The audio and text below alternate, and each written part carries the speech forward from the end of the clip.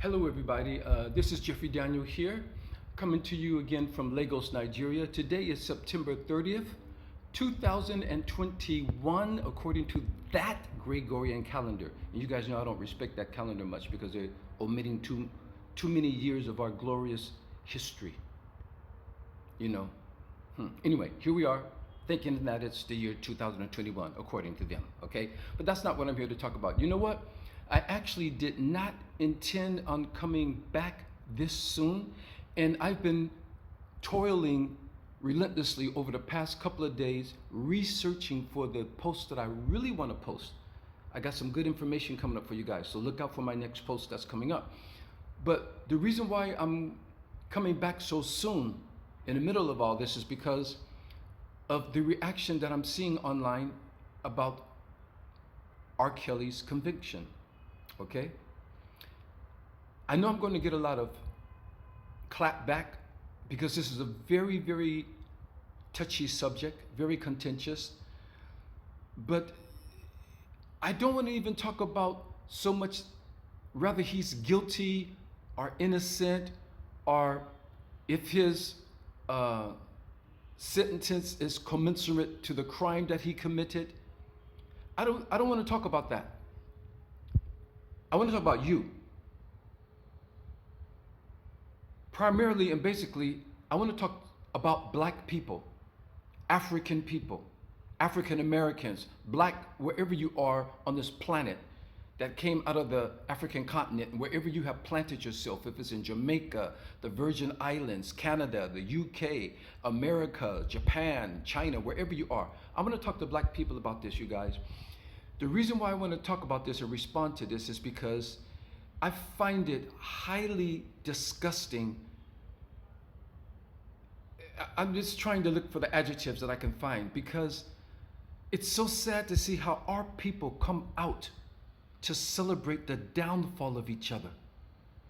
And it's not so much about, I'm not trying to absolve him of what he's done. I'm not trying to exonerate R. Kelly, so don't try to misconstrue what this is about. This is not about trying to vindicate R. Kelly. I'm talking about your reaction to it when our people, get caught up into something. You guys are out there celebrating it. You're praising it. You don't see the Jewish community come out and celebrate when Harvey Weinstein got caught. And this guy is was a respected, one of the top movie producers in Hollywood. And he ran through so many of those top actresses that came out one by one. Even Lupita, that he was trying to molest and approach or whatever he did to these ladies. But you didn't see the Jewish community just come out and celebrate it and just have a field day because he went down. This man, he represents a Hollywood empire. But still, if he's done a crime and if he's guilty of those crimes, then he's got to face the law. People didn't come out and celebrate when Jeff Epstein got caught. You didn't see his community come out and celebrate, and somehow he miraculously, mysteriously died in jail under police custody. A billionaire committing suicide. He owns an island. He owns a private plane. This guy's got multiple passports, and he's going to commit suicide. People like that, I think they try to fight and beat the case. So, whatever was the case for his mysterious death, that's done. Okay. Woody Allen, one of the top movie producers, was having an affair with Mia Farrow. I don't know if they were married or just, living together, whatever. And she adopted some kids. She looked in her drawer and found nude photos that Woody Allen was taking of her adopted Korean daughter. To this day, Woody Allen and that girl are married together. So they must have had something going on. It must be true because he eventually came out and he's married to her. You don't see the Jewish community coming out and just trying to bring him down and drag him down. Even the movie producer, Roland Polanski, that guy, he exiled. He got out of America rather than to face his crime. Now some of the Hollywood people are coming together and they're trying to get this guy amnesty after all these years because that he had given some 13-year-old girl either alcohol or drugs and he sexually abused her, got caught, and that guy fled the country. He left the country. He's been out of the country ever since. You don't see them coming out to celebrate the downfall of their people. How many people do we have in our black community that are up on that high level? How many do we have? You guys came out and celebrated the downfall of O.J. Simpson, but yet he came out in the court case not guilty. Now, whether he's guilty or not, I don't know. I wasn't there when he committed the crime. Yes, it looks very suspect. I know that. But he came out not guilty. You guys were quick to come out with Bill Cosby. Bill Cosby, you guys were having a field day against Bill Cosby. And look what happened. He's been exonerated. Bill Cosby today is at home, exonerated. They said that that trial never should have gone that way. And these are things that happen. Let me tell you about the Bill Cosby thing, you guys. Bill Cosby came up in an era, back in the old Hollywood era. That's what they were doing up at Hugh Hefner's Playboy Mansion. This is what they were doing. Remember, sex, drugs, and rock and roll? They used to sing about this stuff. That was the order of the day, what was going on back there in those Hollywood days. I know some of you women are going to come out and like, how dare you try to? I'm not trying to defend him. I'm talking about that environment that was going on back in the Hollywood days.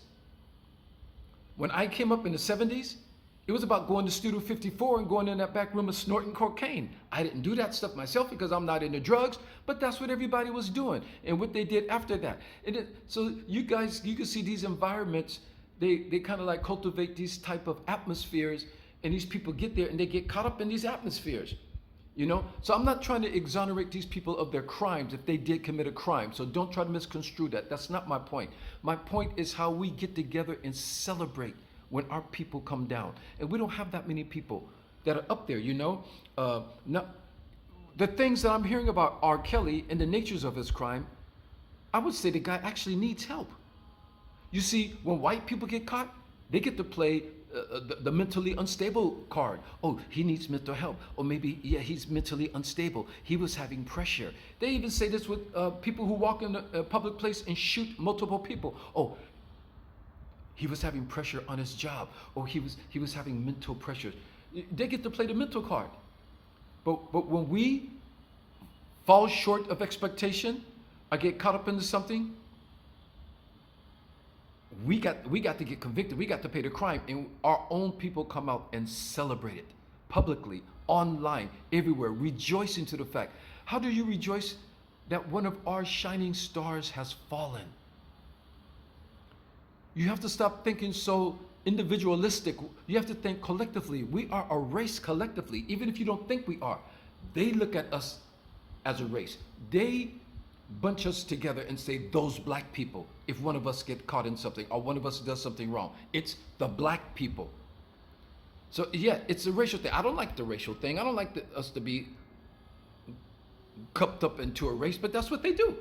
That's their standards. You know, they created racism, not us. So it's just very disturbing to see some of the comments that I'm reading, and now what do they call it? The gifts and all these things that they're making of R. Kelly and all these superimposed photos and all the comedy things. I mean, if comedians do it, that's their job. That's what comedians do. As I said before, comedians draw off of real life and they create satire. That's what it's called, you know, and that's what makes it funny, because it's things from real life and they become humorous. That's what comedians do. But for the general black public to come out in bulk and to celebrate the downfall of R. Kelly, you guys should, first of all, we should all be ashamed for what R. Kelly has done, and we should feel sad that it has even happened to one of us, and to see him go down like that. It's not nothing to celebrate. It's not nothing to celebrate. We should almost be in mourning. You guys look at R. Kelly. Yes, hotel room 6 in the morning, fiesta, bump and grind, but this guy did the theme song Gotham City for Batman. This guy worked with Celine Dion. I Believe I Can Fly for the Space Jam movie with Michael Jordan. He produced You Are Not Alone for Michael Jackson. Do you get any higher than that? Does your career get any higher than that? This is one of our shining stars, one of our brightest stars, and it has fallen. That's nothing to celebrate. There's nothing to celebrate, you guys. We should have some type of at least empathy on a human scale. And I'm not saying ignore his crime. No, I'm not saying that. If this guy is guilty for what he's done, of course, then he has to face the law and he has to be culpable for his own crimes, of course. So don't misconstrue what I'm saying. Don't come clapping back at me. Yeah, that's all you black men this and you black men. No, no, no, no, no. I'm talking about our reaction. You know what? You guys have to understand something. We as a race, we are still psychologically and emotional damaged from what we have been through. Don't give me that. Well, that was a long time ago.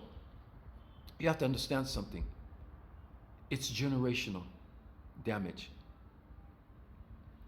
If you find a race that has gone through slavery, experiencing the brutality that we experience, the rape of our women, raping of our men, butt breaking, decapitation, hanging people. This went all the way up into the 1960s. So don't say that was a long time ago, because I was born in 55.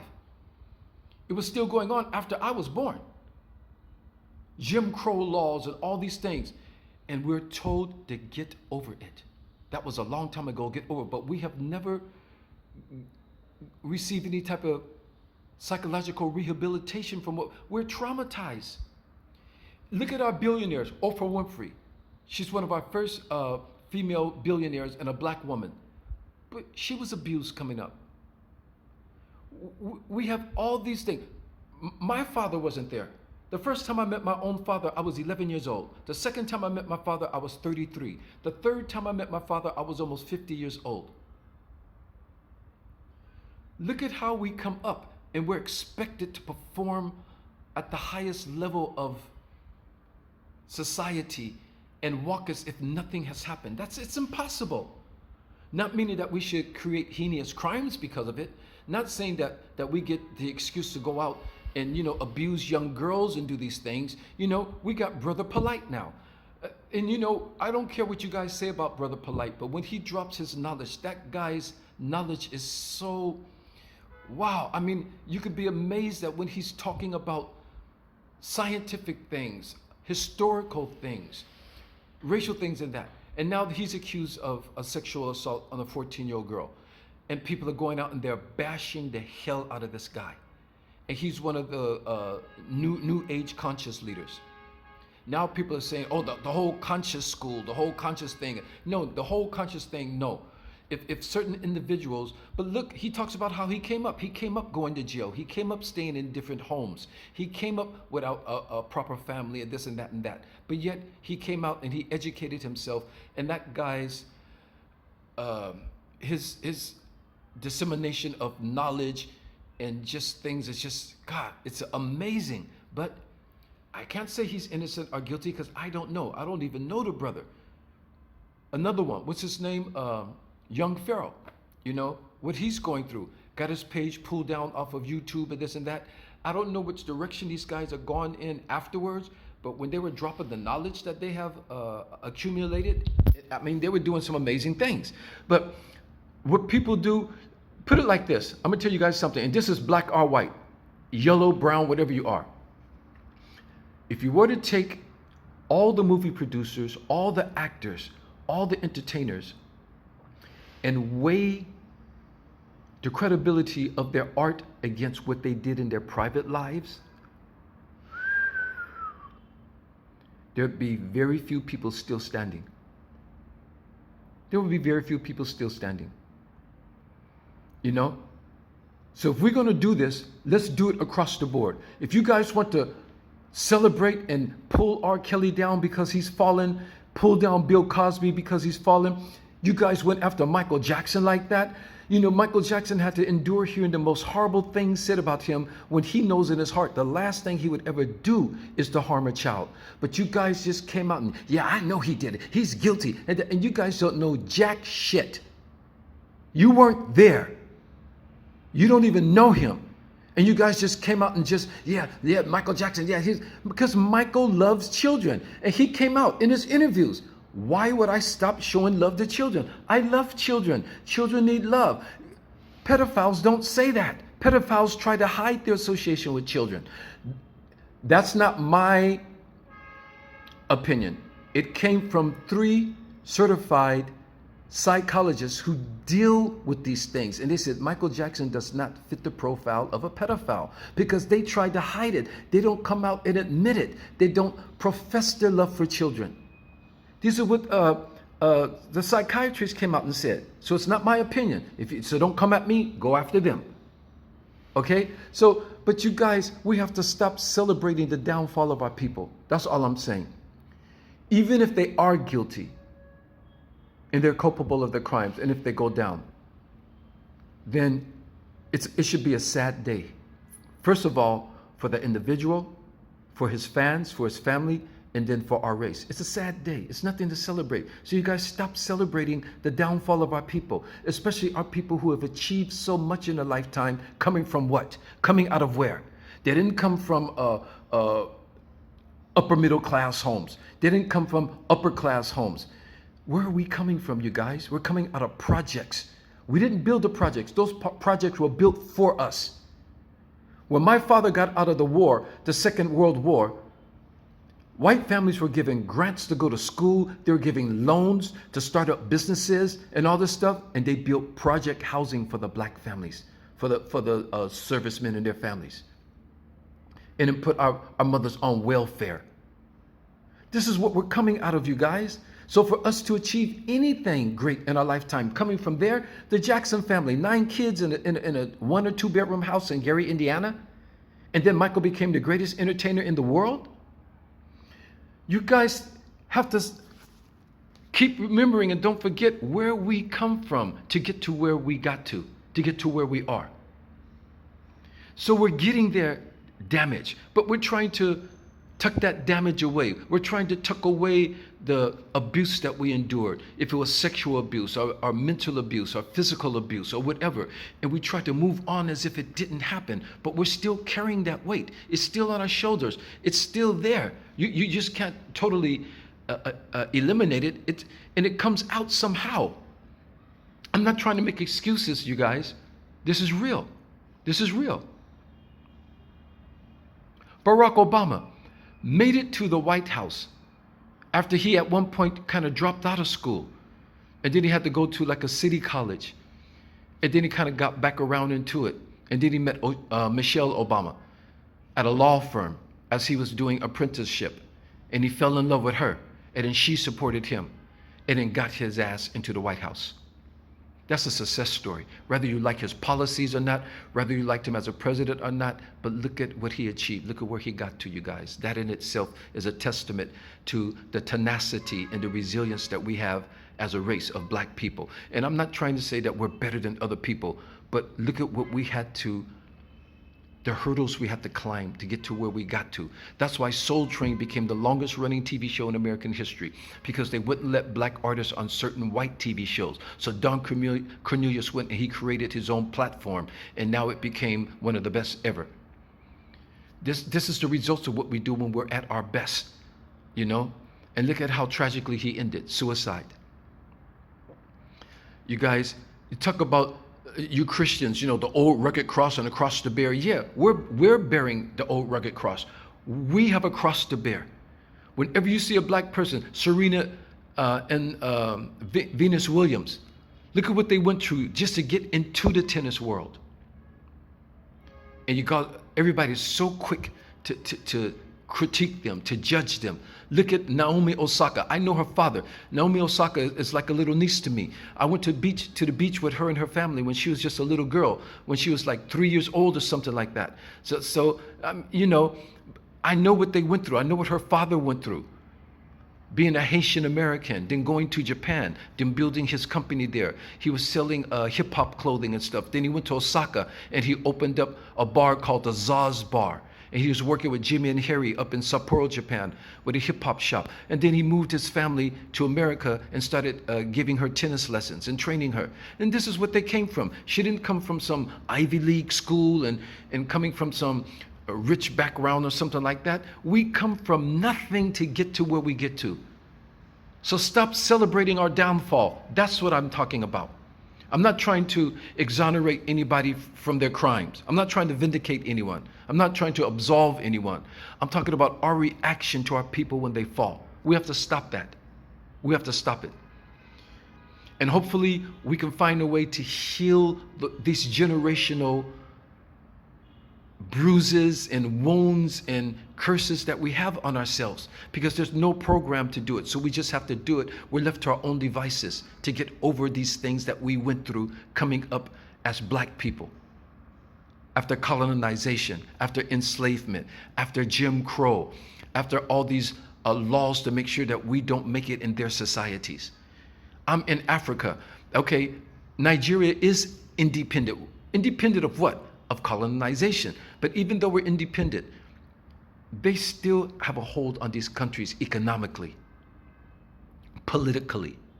The moment any African leader stands up and says, from now on, this country and the resources are going to benefit the people of Africa. Next thing you know, there's a coup, there's a war. That guy's assassinated. That guy's in exile. That's what they do to all the African leaders who try to stand up for their country. They did it to Patrice Lumumba.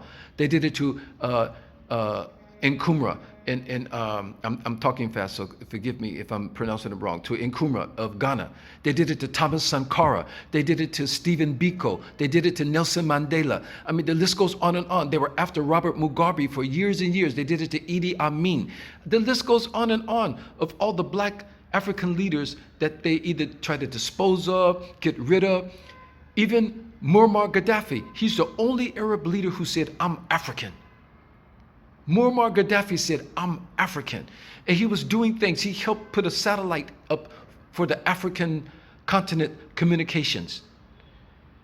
He was trying to create a currency that we can use that we sell all of our resources to the outside world, because the American dollar and the euro and that, the paper that they're giving us for taking our resources, it just wasn't commensurate to what our resources are worth.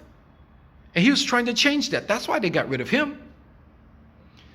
So you guys, don't be so quick to celebrate the downfall of our people, regardless to what the crime may be or what the situation is. That's what I'm saying.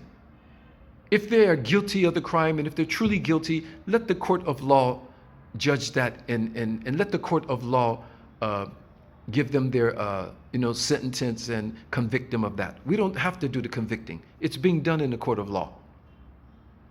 Okay? That's what I want to talk about, you guys. And excuse me for being all fired up in that, you guys, but I think we as a people, we haven't gotten there yet. Yes, there's a Michael Jordan, there's a Oprah Winfrey, there's a Jay-Z and Beyonce, there's a P. Diddy and such. But you guys, those are the people who just fell through the cracks. They just fell through the cracks. The rest of us, we still have to get ourselves together, you guys. We're still on a mission of complete freedom, complete liberation, independence. Even independent countries in Africa, they're not really independent. Symbolically, yes. But economically, no, not really. Not really. So you guys, come on. Let's stop celebrating the downfall of our people. If they go down, it's a sad day. We should look and say, wow, and stop this cancel culture stuff. Yes, R. Kelly might be guilty of those crimes. So you want to join in with people and erase his whole history, all of the great music that he's done, that you guys used to party to, and the great music that he put out? His music is not the crime. His music is not the crime. Stop this cancel culture crap, you guys. If he goes away, let him go away. If his records is talking about raping young women or something like that, okay, then throw the record away. But I Believe I Can Fly, what's the other one? I can get over now. I'm forgetting it. We're the victory. I am the champion, or whatever like that. You're going to throw that music away because he's convicted? And it's still inspiring you? It's still inspiring the youth? They're talking about take all of Michael Jackson's music off the radio. Don't play his music. Get rid of his music. You think you're going to throw away the 80s itself and beyond because you thought that he was guilty of something, but he was exonerated of all crimes? Michael Jackson was found innocent of everything, and is still trying to find ways to erase his legacy off the face of the earth. You guys don't see what's going on? And you're helping them? You want to be an accessory to erasing our people's legacy? Stop it. Stop it. That's all I'm saying. I'm not trying to absolve anybody from their crimes. I'm not trying to exonerate, vindicate. If they're guilty, let them deal with the law. But let their legacy live on. If they created a great legacy, if the legacy was worth all the accolades and the Grammys and the Oscars and all that, if their legacy was worth that when it was, still going, it's still worth that. That's their legacy that they left behind. Now, if that person falls from grace, that's that person. You don't see them getting rid of Roman Polanski's movies, and that guy, he took off. He's hiding overseas somewhere. You don't see them getting rid of Woody Allen's movies. You don't see them getting rid of Harvey Weinstein's movies. You don't see them calling out, like, take all their movies off of Netflix, take all their movies out of the cinema, take all their work. You don't see them going after their work. So you guys, stop it. Stop it. I love you guys. I love all of our artists. I love R. Kelly. I love Michael Jackson. I love our people. Now, if he's done something wrong, I don't love what he's done. Do we have the luxury of hating each other when we're still trying to pull ourselves out of something? The guy needs help. He needs psychological help. That's what he needs. That's a psychological problem. I think Brother Polite is dealing with some of the demons from his past. I'm not excusing him if he's committed to crime, but I'm just helping us see probably why these brothers have gotten themselves in these situations. So you guys, come on. Let's stop celebrating our downfall. That's all I want to say, okay? Now, there's a post that I've been working on for the past couple of days because I've been doing some heavy research. Maybe I'll do it the day after tomorrow and put that out there. That's what I was really working on. But in the middle of that, I just saw all this outpour of rejoice and hatred to R. Kelly because R. Kelly got convicted. You guys, we should not be rejoicing. We should be, it's a sad day for the black entertainment community, for the black community as a whole. It's a sad day. I can't celebrate R. Kelly being convicted. My heart goes out to any of his victims and the victims' families. If anything, if you want to use your energy, why don't you use your energy to reach out to some of those victims and see what you can do for them to help really rehabilitate them, rather than just rejoicing about R. Kelly getting caught. If you really feel that your input is valuable and you've got something to offer, why don't you offer something to the victims and help the victims out? That's helpful, okay? All right. Thank you very much, you guys. As I always say, spread the love among our own people as well as universally. Make love great again. This is what I'm singing about, you guys. Go on YouTube and listen to my song. Go to Spotify, wherever, and listen to my song. Make love great again. This is what we need to do. We need to make love great again because we will all be great. Okay? And I'm going to take you guys back to the world. All right. This is Jeffrey Daniel, Lagos, Nigeria, you guys. I'm sorry I have to come out, and vet this out and show off steam. But you guys, we have to stop celebrating the downfall of our people, okay? All right. I love you all very much. Take care of yourselves. Bye-bye.